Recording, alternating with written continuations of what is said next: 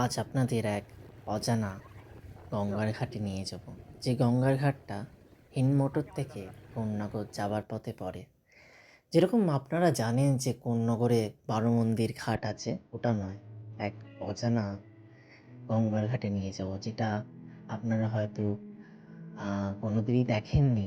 এরকম একটা ঘাট, অসাধারণ এক দৃশ্য, যে ঘাটে হয়তো স্নান করার জায়গা নেই ওইভাবে, কিন্তু ঘাটটা যে মানে এক অপরূপ সুন্দর দৃশ্য, দেখলেই বুঝতে পারবেন। আসুন আমার সাথে, দেখতে পাবেন।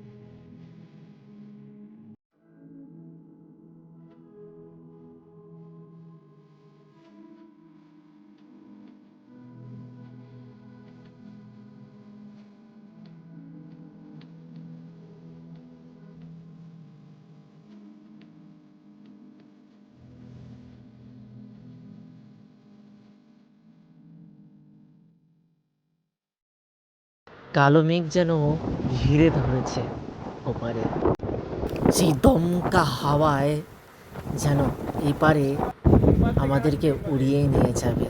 ধীরে ধীরে এপারেও সেই কালো মেঘ হয়তো ঘিরে ধরবে।